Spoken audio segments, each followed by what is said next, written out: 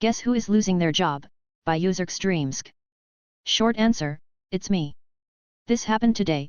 Let me tell you a short story. Our company is currently undergoing migration from Google Workspace to M365, because half of the company either use Google or Microsoft. My boss want to use only one system. I was doing migration of one phone because we use Google device policy and apparently the only way to get rid of it is to reinstall the whole phone. So I had one empty phone where I would transfer all the data and then factory reset the phone with device policy. After this, transfer all the data back to the original Android phone without device policy. After I've wiped the original phone, I've also accidentally wiped the second phone where was all the data waiting to be transferred back. So that means that I've lost all the phone data for the user and there was no backup. Photos, documents, contacts, messages, 2FAS, all gone. Oopsie. Laughing face. I was asked by my boss if I can help with the migration and I said yes, even when my main role is web dev. I wanted to help the company, now I'm the biggest idiot in the IT department, smiley face. Hey boss, I fixed the issue. Great, did that fix the issue? By user Scorpius 187. To make sense of this story, I have to give an unfortunately long amount of backstory. A few months ago we replaced one of our FedEx label printers because it was printing faded labels constantly over multiple boxes of labels. Everything was too light, it was basically unreadable. These are Zebra ZM400S, which are solid printers but they're old as hell, the ones we're using have been in use since at least 2010. On my recommendation, we bought two updated versions of the same printer. We have two print stations so I figured it'd be smarter to just go ahead and replace both, and I installed one of them at the station where the failing printer was. There were some minor issues, but everything got sorted out and was working fine. A couple weeks ago the new printer started doing the same thing the old one was doing. The woman who is technically my boss has been on my ass to fix it, so today I finally gave in and followed her solution, which was to replace the printer because obviously the new one you made us buy is broken, so we should just send it back. It should be noted that my boss is the company's accountant. Just an FYI. It should also be noted that while the warehouse guys were cleaning out some old equipment in the warehouse, they found an old label printer like the one we had before that was still new in the box. My boss has been trying to get me to use it ever since. So this morning I configured the replacement printer to get it ready to swap in. Everything worked fine, labels were dark and crisp and easily readable. I was testing it at a different station, so after I tested it I moved it over to the station where it needed to be. Did a test print and the labels looked exactly the same as they did on the broken printer, faded and unreadable. Swapped out the labels. Everything looked great again. Turns out the box of labels was bad. Important note, these are direct thermal printers, so really the only part of the equation that should be a failure point is the labels. I already knew that, but nobody would listen to me until I proved it. It's almost like they think I don't know what I'm talking about. Anyway, so I email my boss and let her know. This is word for word what I sent her. The printer wasn't the problem. It was the box of labels. Switched out the printer and had the exact same issue. Switched out the labels and everything was fine. It's not a problem with the printer, so I would keep the new one we've already unboxed since it's working fine and send the one we haven't opened yet back. This is the exact response I get back. Good to know. Curious, did this help to make the order numbers more legible? No. No, it didn't. I'm just telling you the problem is fixed for the fucking hell of it. An unfunny number, by user Ars Torok. I am a manager of a support center. Today I got a complaint from a client. In a very curt email, the owner of 2 stores tells me that my staff is intentionally confusing his staff, and intentionally making our product difficult to use, so they get annoyed, stop calling, and give you all free money.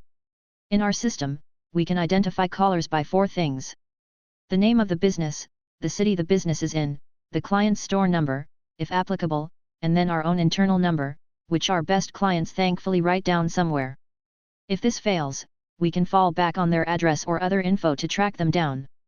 And herein lies the problem. In this case, the client owns 2 storefronts in the same city. They each have a unique store number chosen by the client, in this case, 1246, and 1249. So, in our system, the locations are listed as business name, Springfield, 1246, ID 123456. And business name, Springfield, 1249, ID 123457. Since both locations were boarded at the same time, their internal numbers are consecutive. When we did the initial product installation, the owner gave us remote access to both locations and insisted on doing them simultaneously. Both the staff of both locations could be present for training, before they opened for business that day. He insisted that we have 2 teams do the installation at the same time, and 1 trainer do the training for everyone on one big call together. This led to our initial problem. The owner gave us the wrong information on each store. It turns out that the numbers are reversed. We thought we were in location 1246, but it was 1249, and likewise the tech installing 1249, was really in 1246. The employees move freely between locations as they are needed, with only management being truly fixed in place. So this was not caught for a day or so after training. The codes were quickly reversed and all was well. However, we run into the same issue every time they call. Tech support, this is OP speaking. Can I have your store name and number? Yes, this is manager with business name.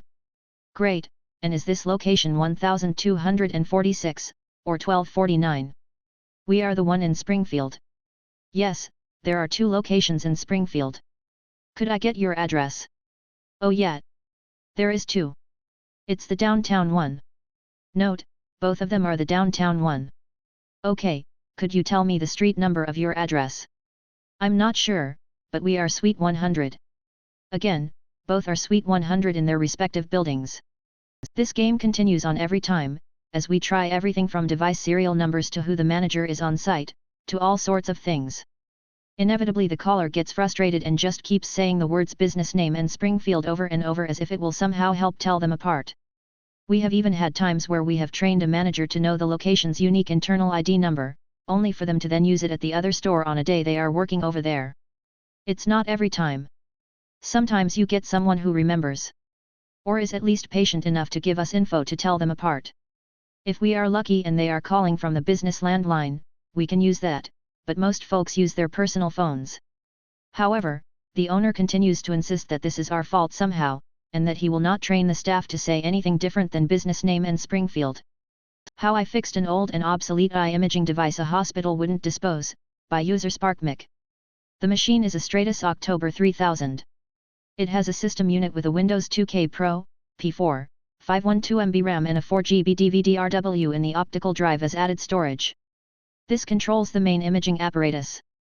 The issue was that the imaging software wouldn't open the UI because it fails to connect to its database.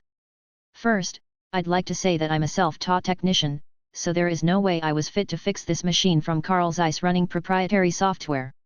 Anyways, I decided to try a hand at it. The hospital had called like 7 or so database specialists since Carl Zeiss told them they quit support for the machine in 2008. I arrive and everyone is on their laptops researching and reading the manual. I take the captain's seat and start exploring. I then find myself in control panel and spot Interbase Manager. Opening it shows that there are 0 servers running and 0 databases.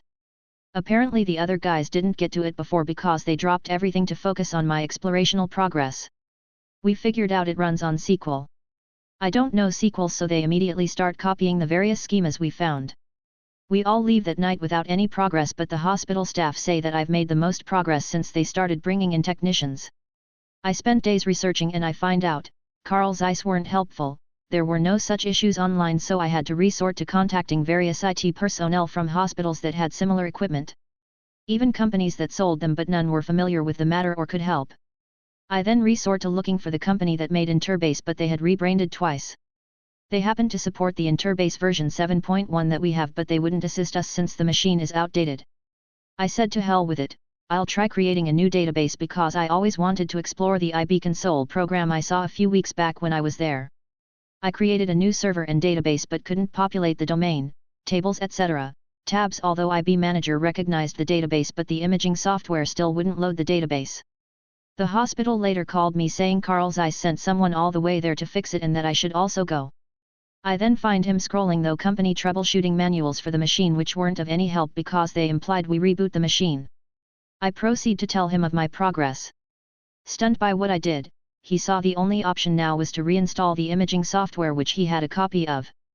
It still wouldn't load the database until after I created a new server and database from a database file I spotted in a folder named backup in the DVD-RW. I'm not sure if reinstalling the imaging software helped, but I'm glad we met with the guy because he expressed his respects and took my number, and that made me happy. TLDR, a noob and an obsolete Stratus Oct imaging device that failed to load UI because of an error loading database, but I finally fixed it by creating a new SQL database using a tool for an outdated database management program.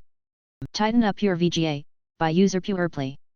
This is the first time I've actually posted something on here, sorry if it's not quite in keeping with what people post here, smiley face. For context, I go to school in the UK and I've helped my teachers with technology many times over the years. This story takes place in a physics lesson.